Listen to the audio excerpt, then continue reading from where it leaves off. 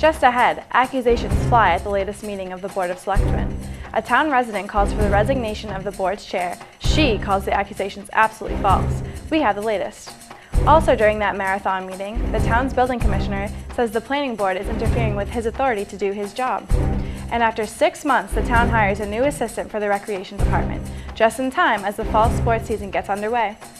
Those stories in Spartan Sports just ahead on ELCAT News Update.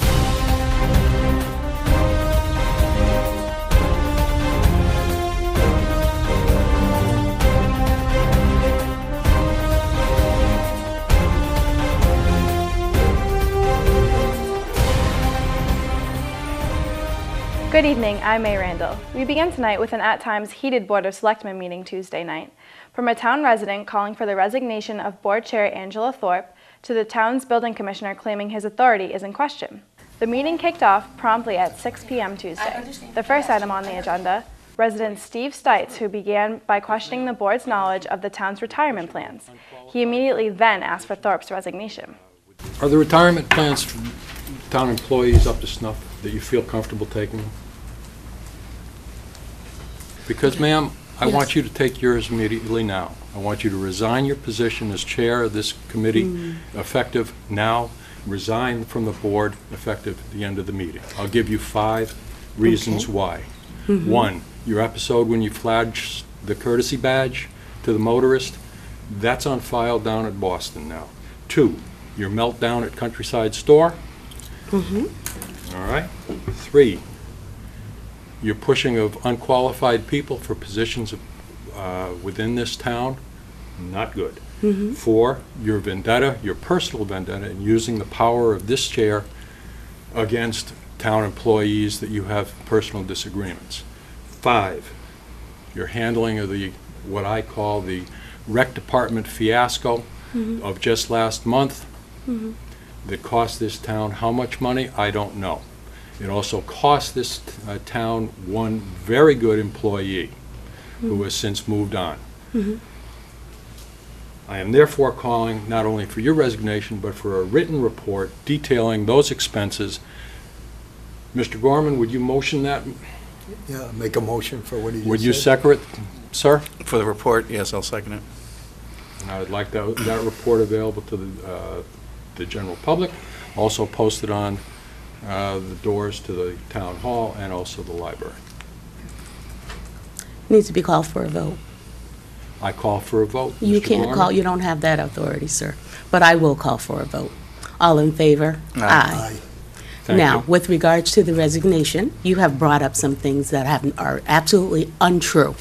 With Are you regards saying to, that I am saying your I meltdown have, at the I Countryside have Store not is- been in the Countryside Store, sir. So I don't know what you're talking about, and I really would like, now that it's on record, I would like that investigated, and I really would like you to put that in writing so that I can give that to my attorneys, because that, sir, is considered slander. No, ma'am. Yes, sir. It Because is flashing fact. of a badge, I have not flashed my badge. I don't know what you're talking about with regards to that. With regards to the recreation department, yes, there were some problems with that. I did not abuse my authority here, and I have not pushed someone who was unqualified to be in any position. And I really do take exception to that, but I will respect you as a voter here in town to give your opinion. However, unfortunately, sir, your opinion is very wrong, and I will not be resigning, to answer your first question. And I do stand by what I said. on And I all do of as those. well, sir. Have a good day. No word at this time on how that investigation will proceed. Saying that it's gone.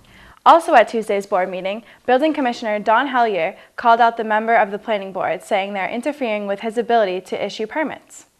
Hellier told the board that under Massachusetts general law, the only person with such authority is the building commissioner. He said that members of the planning board are holding up permits without the authority to do so. What's been happening is, my permits have been blocked, Okay. and I have sat with up to $20,000 in checks that I could not enter or receive because of the munis system.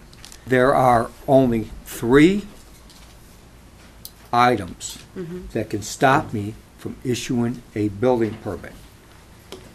And I'm going to use a new house.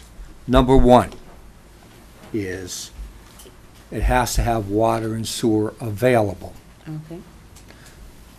Number two, it has to meet zoning, which is my responsibility.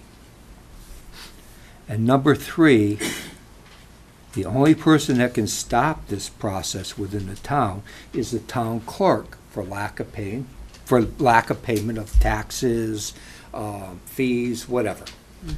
Planning Board member Michael Carabetta, however, defended the Planning Board. He says policy also states that special permits do require approval by the board.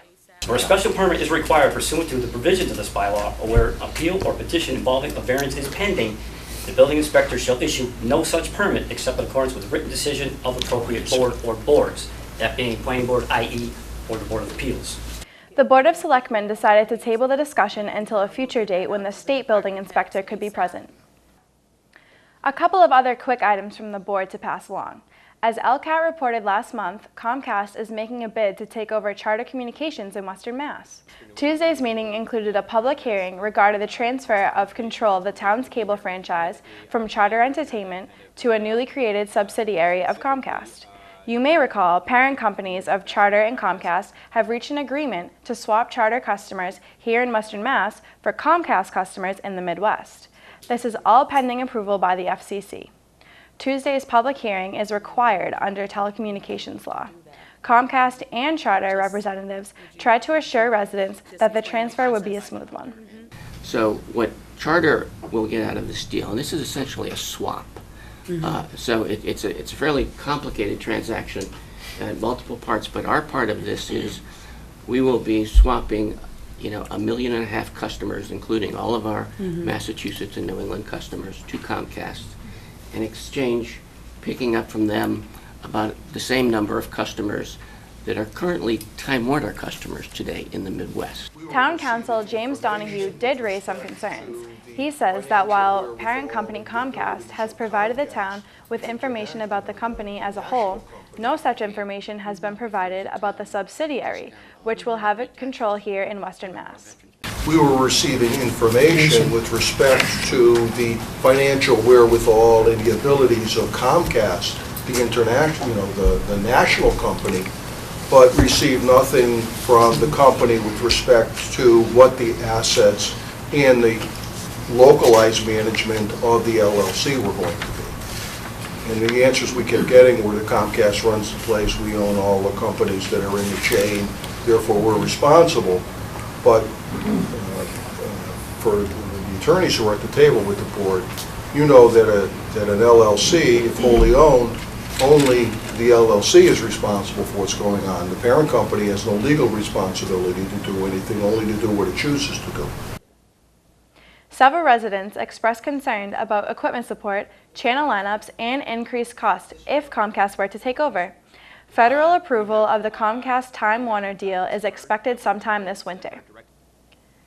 And finally, the last bit of info from Tuesday's meeting. After 6 months of debate, the Recreation Department approved the hiring of an additional staff member. The board gave the green light to former Rec employee Timothy LaRocca. Last month, the board approved the position of the Rec Department's new administrative assistant. Tuesday night, they unanimously approved LaRocca as the new part-time clerk. Recreation Director Colin Drury is hoping to boost that position from 19 to 35 hours. He tells ELCAT the money to pay for the extra time is within his budget. The board is expected to take that under consideration at its next meeting, September 9th. Let's turn now to Spartan Sports. Varsity Field Hockey hosted their home opener earlier this week. Ryan Foley called the game. He has a wrap-up of the girls' first win of the season. Ryan Foley here, reporting from ELCAT Sports. Take a look at the first start-off game, the fall girls varsity field hockey. We saw tonight some pretty good, outstanding players out on the field trying their hardest, and we had some very good plays, which resulted in 4 goals. Spartans played Central tonight, and it kind of swept them right off the board, just as they did last year. Only it was 8-0 last year, 4-0 this year. Still a great start to the season, hoping they're going to stay strong. First goal made by number 12, Ali Abdulis. Got right in there, long shot. Second goal made by number 3, Carolyn Welch. Great job with her sister. Made the play of the game, and they just did a great job with teamwork. And then the last 2 goals made by Alexi Oliver, number 20. Just got right in there, helping with their team, had those opportunities, went for the shot, and made them. Overall, the game went pretty well. Spartans kept Central off their defense, Spartans' defensive side. I don't even think they got one chance for a goal or one chance for a shot on the goal, which is good for the Spartans. So overall, Spartans are starting off strong, and hopefully they end off strong. Now on to Spartan Football. The boys take the field for the first time this season against South Hadley on Friday night in South Hadley. We caught up with the guys at practice earlier this week. Senior co-captain and quarterback Tyler Maloney says the team is working hard to start their season off on the right foot. South Hadley's, they're a good team. All we have to do really is go out there and execute our plays that we've been working on. I mean, we've been out here working hard, so if we just play the way that we should and execute our plays, I think we should win. Our secondary is a bunch of new guys, so if they can make some stops, I think we'll be set up for a nice victory. Maloney says training this season is more intense so that hopefully they'll hit the ground running come game time. We've been getting in the weight room a lot more, doing a lot of strength training, and definitely been getting stronger and coming out here and running some routes, just working on our speed and our tempo of play. Many Western Mass high school football teams subscribe to a video website to evaluate play, not only of their own teams, but of opponents. It's a tool Maloney says comes in handy when getting prepared for Friday night. We have a huddle account, so we watch South Hadley's scrimmages and practices and stuff just to get prepared, see what kind of defense they run, the 4-4. So we work our plays around that kind of and just develop a good scheme for what would set us up for a nice win. Again, game time is 7 p.m. Friday night at South Hadley High School. The Spartans' home opener is the following Friday night, September 12th. Well, that will do it for us tonight. Thank you for watching ELCAT News Update. I'm May Randall. Until next time, good night.